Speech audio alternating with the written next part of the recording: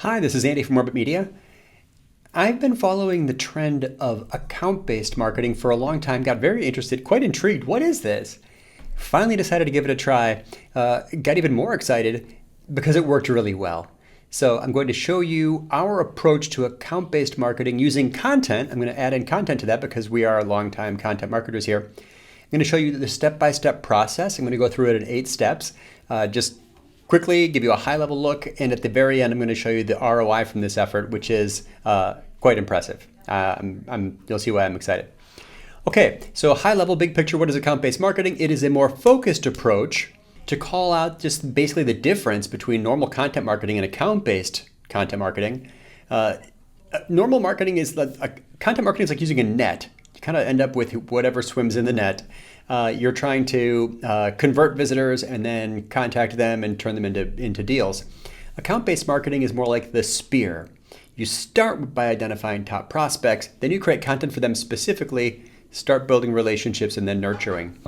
Step 1, we've got to identify our ideal client. What's the ideal client profile? Let's think about that and let's build a little list. You can choose people based on their industry, works great, how much revenue they generate, so you know they're financially qualified or would tend to be financially qualified. What are the team roles? How big is their team? What are their capabilities? What is the geography they're in? So we might be targeting people specific to our location. We happen to be in Chicago. And then maybe also who do you have relationships with? Technology will help. You can use a tool like Lead 411 or use a tool like LinkedIn Sales Navigator combined with LinkedIn Ads. Lead 411 is a way to kind of find people who meet certain criteria and then put them into your nurture list or put them into that targeting list. Then you're going to combine in maybe cold leads or current clients or existing contacts. Those are people that we should be keeping in touch with anyway. And then finally, who's your dream client? What top of mind? So all of these together become a list of prospects.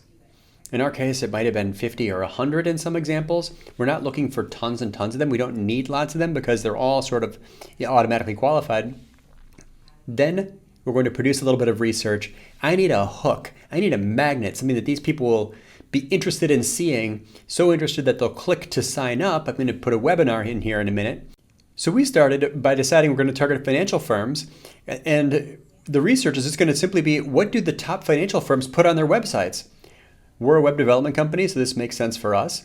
It will be different for you. It's hard here. You're going to have to think deeply about what kind of research would attract them. But the key is that it's research, because that is just new, it's original, it's data. It's going to be a great hook.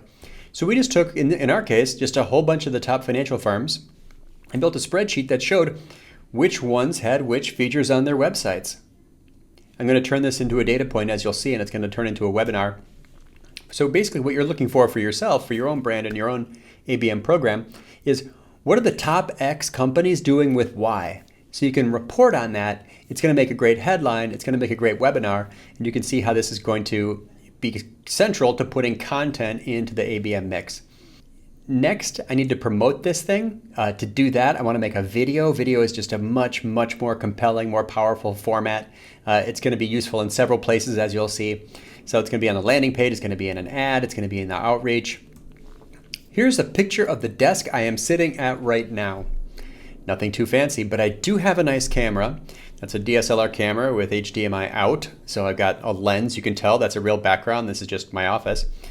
I've got a light, I've got a little bit of software, I've got the cam link, I've got my mic is on there's a boom mic here, I've got some acoustical tiles to help me keep the sound down. And then I'm going to basically make just a 1-minute commercial for this presentation I'm going to give. Start by smiling, right? Turn the camera on, wait till you smile. And then introduce myself, who am I, what you're doing here, what I've got for you. Going to summarize the research so you get a sense for it. Even without clicking, you're going to get a sense for what I'm going to be showing you. The CTA suggests that they click, right? The call to action, the audio video call to action. And then finally, just a quick thanks for watching.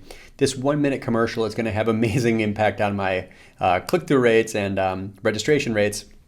Here's kind of what it looks like. This is Andy from Orbit Media.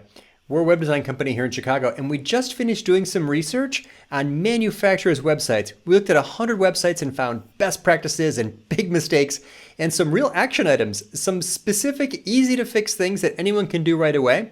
We're going to present all this research in a way.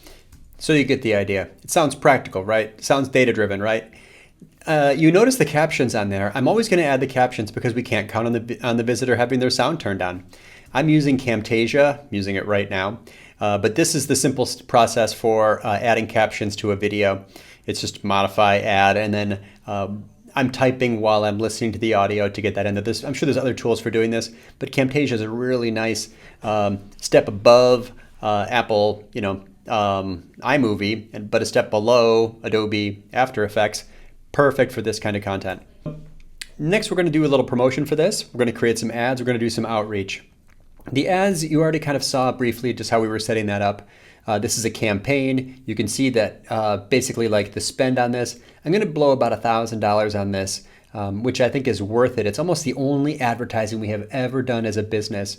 But this campaign manager is going to be for these people who meet these criteria with this. And it's basically just sponsored content that will appear in their streams, right? It's the video, it's the call to action. And then as people start to register, we're going to pay attention to that list. We're going to build that. We're going to start listening to them, talking to them, even before this webinar starts, right? We have someone on our team that's going to be paying attention, watching closely, seeing who's engaging with this, and prepping them, asking them, is there anything specific you'd like us to cover in this webinar? But ultimately, the point is to get the visitor on a landing page. That landing page is going to have the video, it's going to have the value of coming to this webinar, and it's going to have the call to action. So here's the anatomy of our landing page. The title is actually the question, a top question, right? What do these companies put on their websites? Then I've got the video with captions. Here I'm using this one from another subsequent program for manufacturing companies. Same program, different industry. The video is in there with captions and the call to action. Scroll down the page and you'll find the benefits, and it's very succinct. It's quite direct. It tells you, it's got lots of formatting on it. There's another call to action. So we've got some signups. Let's say it's only 25. Great. That's a fraction of what our normal webinars might be, but it's still it's way better. Percentage of attendees who are qualified is very, very high. So now this webinar is I'm gonna deconstruct for you now basically the structure of the webinar itself. This is that view in PowerPoint where you can see every single slide in a presentation. I want to show you how it breaks down roughly. In the very beginning, I want to say, introductions, welcome everyone, and introduce some members of my team, because I'm not the only person on this program. There's someone else here who's going to be helping with the follow-up. Then we're going to highlight our experience. We're going to just preview what we're covering. Yes, of course, we're going to share the slides and everything. We're going to talk about the Q&A. And then I really get to the main point, right? That was the housekeeping. Now I've got the main value of what we're going to be talking about here, right? Kind of making my big statement up front, and then immediately give them some valuable takeaway, right? While their attention and retention are high, I want to drop a little knowledge bomb on them so that they know, so that they can see just how valuable and how different this content is going to be. Then I'm going to start showing the research and the data and the takeaways, how it's applicable to them. Then some more research and the data and the takeaways, examples, and how it's applicable to them, and so on. Just really going through all of the research, showing this is what people are doing, this is how that's good or bad, here's how you can do it better or differently, just one after the other, just walking through the research, best practices, practical takeaways, and so forth. So when it applies, when it doesn't. And at the end, I've got a little summary that kind of supports everything I just said. And then there's going to be kind of a promise of a follow-up. These are 45-minute duration here. So I'm going to put in some joke slides, especially in the middle. The Q&A, though, is where the magic happens. First, I want to capture every question that people ask because I can use that in content later. I could also invite a panelist if I want to take a client, a success story, and put them on this to discuss this, though that'll seem very real. I want to demonstrate expertise by doing live reviews. In our case, we're doing live website reviews of these clients, so they can show right away, they can see our thinking. And I want to create the fear of missing out for anyone who we didn't review live, right? Because that'll make for a better follow-up. And then finally, send your questions, schedule a time to chat, who showed interest, who asked questions. We're actually taking notes the whole time on how people are engaging with us, because we're going to be basically following up in a very personalized way after this is done. That's the key to follow-up. Our follow-up here is going to be highly custom, highly personalized, very much unlike a typical webinar. Typical webinar, and we've done hundreds of them, you just upload the video and the slides and you send a big bulk thank you email to everyone with a link to the thing. Not what we're doing here. We have a post-event landing page. We worked harder on that. We're sending personalized emails to each individual attendee based on how they engage with us, if at all. Then we're going to reformat all of the content into a PDF file so it looks lovely and send that to them so they can share it with people on their team and pass our knowledge deeper into their organization. We even have a physical book. We wrote a book about marketing called Content Chemistry, and we send that to every attendee. Why not? And then we're going to offer to consult, follow up, help. We can look at your analytics specifically. We can look at your website specifically. So the LinkedIn Navigator gets that list in here, right, of all the webinar registrants. So you are tracking them now. We can continue to engage with them based on their own content. And we flip the event registration page into the post-event landing page. So that social promo video is replaced by the video of the presentation. Here's the link to the guide and the ebook if they want to download the ebook version of it or the guide version, and then a call to action to schedule a time or to do the next one. So the follow-up is definitely going to have us sending our strongest printed piece, which I mentioned is this right here, Content Chemistry. Amazing book, highly recommended. It's everything you need to know about content marketing. So that's a differentiation there immediately. Whatever your strongest printed piece is, that's what you're going to want to send. We just happen to have an actual physical book. Then we want to extend the program, rinse and repeat, keep doing this again and again because it gets easier, it gets faster, smoother each time because you're kind of running it like a playbook. So the next webinar in that case was for the financial institution. We got a guest, Jessica Best, amazing email expert. So she signed up for the email newsletters of the top 10 financial firms and then checked to see, did they even send mail? Did they have a landing page where there's an auto response sequence, right? She had good analysis on that and added tons of value. I also reached out to a trade publication to make a simple print article version of the presentation that I gave, what's wrong with advisors' websites in this case, and that got picked up. Here you can see the actual printed piece to that highly targeted audience, maybe some overlap with our attendees. And the ebook version, actually we call it the guide version, which was simply reusing the slides and the data. Had one of our designers, we have a design team, so that's fortunate for us, but you could do this with an outsourced resource potentially. By the way, I think the word ebook may be going out of style. LinkedIn, then the marketing team, their own marketing team, did some research and they A/B test stuff, and they found a 100% higher click-through rate when they simply replaced the word ebook with guide. Makes perfect sense to me. Guide sounds practical, useful, it's utility. Ebook just sounds long, kind of like homework, doesn't sound that much fun. So here's how we've extended that program for different industries. We've done them. We're not going to dwell too long on one industry because we're web design, so we go pretty broad. So we've been extending that out to other industries. If you have an industry focus, you would just go deeper instead of wider.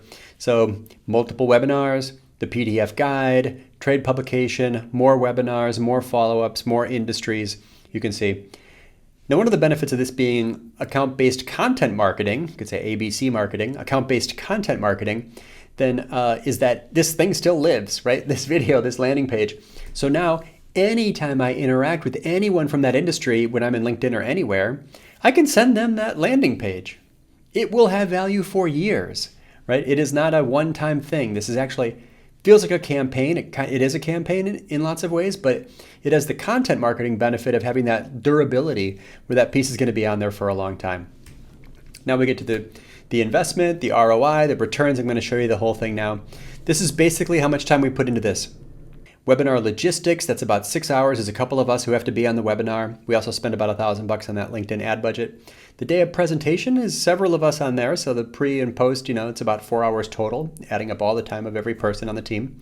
And then the follow-up actually is the biggest time expense, right? Because we're going to keep that conversation going. Schedule, would you like to do a call? Can I help you with that? Would you like us to look at something for you? Anyone else on your team that would like to discuss a couple of these ideas? About 30 hours per. That's what it came down to. But that's led to 21 one-on-one conversations with new prospects, 8 qualified leads that we know of. We think some might have snuck past and are in the CRM. 4 proposals generated, 2 of those closed, $170,000 in revenue. Pretty good. Very happy with the outcome. So this was not just traditional account-based marketing. This was not a technology solutions-based approach. This was not a big expenditure of money, certainly not, and of time, mostly not. It has scaled. We've been able to repurpose it. And it's just so fun to be doing content marketing specifically for a narrow audience, because the feedback and the dialogue and the impact, right? The lack of waste. It's like zero waste marketing. Super fun. So again, this is Andy from Orbit Media. We hope you found this useful, this approach to account-based content marketing. If you know someone else who would find this helpful, feel free to share this. And keep an eye on this space, subscribe, and we'll make sure to get you the next one as soon as it comes out. Thanks.